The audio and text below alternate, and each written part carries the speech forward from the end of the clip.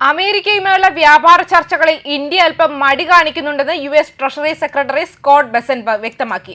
ട്രംപിന്റെ ഭീഷണികൾക്ക് വഴങ്ങാതെ സ്വന്തം നിലപാടുകളിൽ ഉറച്ചു നിൽക്കുന്നത് കൊണ്ടാണ് ഇപ്പോൾ ഇത്തരത്തിലൊരു പ്രസ്താവന നടത്തിയത്.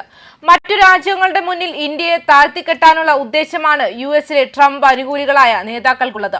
ഒക്ടോബർ അവസാനത്തോടെ എല്ലാ താരിഫുകളും വ്യാപാര കരാറുകളും അവസാനിപ്പിക്കുന്നതിനെ കുറിച്ചുള്ള ചോദ്യത്തിന് മറുപടിയായി ബെസന്റ് പറഞ്ഞത് അത് അഭിലാഷകരമാണ് എന്നാണ്. പക്ഷേ നമ്മൾ നല്ല നിലയിലാണെന്ന് ഞാൻ കരുതുന്നു. വലിയ വ്യാപാര കരാറുകൾ ഇതുവരെ ഒപ്പുവെച്ചിട്ടില്ല അല്ലെങ്കിൽ അംഗീകരിക്കപ്പെട്ടിട്ടില്ല. സ്വിറ്റ്സർലാൻഡ് ഇപ്പോഴും നിലവിലുണ്ട്. ഇന്ത്യ അല്പം ധിക്കാരം കാണിക്കുന്നു, അദ്ദേഹം വ്യക്തമാക്കി. US വ്യാപാര പ്രതിനിധി ജാമിസൺ ഗ്രീറും അഭിഭാഷക സംഘങ്ങളും ഇതെല്ലാം പരിഹരിക്കുന്ന തിരക്കിലാണെന്ന് കൂട്ടിച്ചേർക്കുകയും ചെയ്തു. അതിനാൽ എല്ലാ പ്രധാന രാജ്യങ്ങളുമായും ഞങ്ങൾ കാര്യമായ നിബന്ധനകളിൽ ധാരണയിലെത്തിയിട്ടുണ്ടാകുമെന്ന് ഞാൻ കരുതുന്നു. ഞാൻ വളരെ കാലമായി പറയുന്നത് പോലെ ഡൊണാൾഡ് ട്രംപ് സമാധാന കരാറുകൾ, വ്യാപാര കരാറുകൾ, നികുതി കരാറുകൾ എന്നിവ ചെയ്യുന്നു. ഇന്ത്യയും USഉം തമ്മിലുള്ള വ്യാപാര ചർച്ചകൾ നടന്നുകൊണ്ടിരിക്കുമ്പോൾ തന്നെ ട്രംപ് ഇന്ത്യയിൽ ആകെ 50% തീരുവ ചുമത്തി. അതിൽ ഡൽഹി റഷ്യൻ എണ്ണ വാങ്ങുന്നതിനുള്ള 25% ഉൾപ്പെടുന്നു. ഇത് ഓഗസ്റ്റ് 27 മുതൽ പ്രാബല്യത്തിൽ വരും.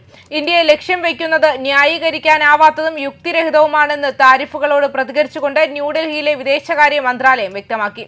ഏതൊരു പ്രധാന സമ്പദ് വ്യവസ്ഥയെയും പോലെ ഇന്ത്യയും അതിന്റെ ദേശീയ താൽപര്യങ്ങളും സാമ്പത്തിക സുരക്ഷയും സംരക്ഷിക്കുന്നതിന് ആവശ്യമായ എല്ലാ നടപടികളും സ്വീകരിക്കുമെന്ന് അത് വ്യക്തമാക്കി. നിർദ്ദിഷ്ട ഉഭയകക്ഷി വ്യാപാര കരാറിനായുള്ള 6ാം റൗണ്ട് ചർച്ചകൾക്കായി ഓഗസ്റ്റ് 25 മുതൽ USൽ നിന്നുള്ള ഒരു സംഘം ഇന്ത്യ സന്ദർശിക്കാനിരിക്കെയാണ് ഇന്ത്യയിൽ 25% അധിക തീരുവ ചുമത്തിക്കൊണ്ട് ട്രംപിന്റെ എക്സിക്യൂട്ടീവ് ഉത്തരവ് കഴിഞ്ഞയാഴ്ച പ്രഖ്യാപിച്ചത്. ഈ വർഷം ഒക്ടോബർ-നവംബർ മാസത്തോടെ കരാറിന്റെ ആദ്യഘട്ടം അവസാനിപ്പിക്കാനാണ് ഇരു രാജ്യങ്ങളും ലക്ഷ്യമിടുന്നത്.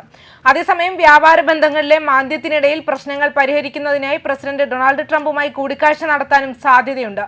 ട്രംപിന് പുറമെ ഉക്രൈനിയൻ പ്രസിഡന്റ് സെലൻസ്കി ഉൾപ്പെടെയുള്ള വിദേശ നേതാക്കളുമായും പ്രധാനമന്ത്രി മോദി ഉന്നതതല കൂടിക്കാഴ്ചകൾ നടത്തുമെന്ന് വൃത്തങ്ങൾ അറിയിച്ചിട്ടുണ്ട്. സെപ്റ്റംബറിൽ UNGA ഉച്ചകോടി ന്യൂയോർക്ക് സിറ്റിയിൽ നടക്കും. സെപ്റ്റംബർ 23 മുതൽ ആഗോള നേതാക്കൾ എത്തിത്തുടങ്ങും. ട്രംപിന്റെ ആദ്യ ഭരണകാലത്ത് അദ്ദേഹവും പ്രധാനമന്ത്രി മോദിയും തമ്മിൽ വ്യക്തിപരമായ ഒരു ബന്ധം രൂപപ്പെട്ടു. എന്നിരുന്നാലും രണ്ടാം ഭരണകാലത്ത് താരിഫുകളെ കുറിച്ചുള്ള ട്രംപിന്റെ നിർബന്ധിത വാഗ്ദാനങ്ങൾ ആ സൗഹൃദത്തെ ഇളക്കിമറിച്ചു. അധികാരത്തിൽ തിരിച്ചെത്തിയ ഡൊണാൾഡ് ട്രംപിന്റെ താരിഫ് നയങ്ങളും റഷ്യൻ എണ്ണ ഇറക്കുമതിയെക്കുറിച്ചുള്ള നിലപാടുകളും കാരണം പ്രധാനമന്ത്രി നരേന്ദ്രമോദിയുമായുള്ള സൗഹൃദം വെല്ലുവിളി നേരിടുന്നു. ഇരുവരും തമ്മിലുള്ള കൂടിക്കാഴ്ചയും പല ഘടകങ്ങളെ ആശ്രയിച്ചിരിക്കും. ഇന്ത്യ-US ഉഭയകക്ഷി വ്യാപാര കരാറാണ് പ്രധാന തടസ്സങ്ങളിലൊന്ന്. കാർഷിക ക്ഷീര മേഖലകൾ USനായി തുറന്നുകൊടുക്കാൻ ഇന്ത്യ വിമുഖത കാണിക്കുന്നതാണ് ഈ കരാർ വൈകാൻ കാരണം. ഈ സാഹചര്യത്തിൽ ട്രംപ് ഇന്ത്യയിൽ നിന്ന് ഇറക്കുമതി ചെയ്യുന്ന ഉൽപ്പന്നങ്ങൾക്ക് 25% താരിഫ് ചുമത്തി.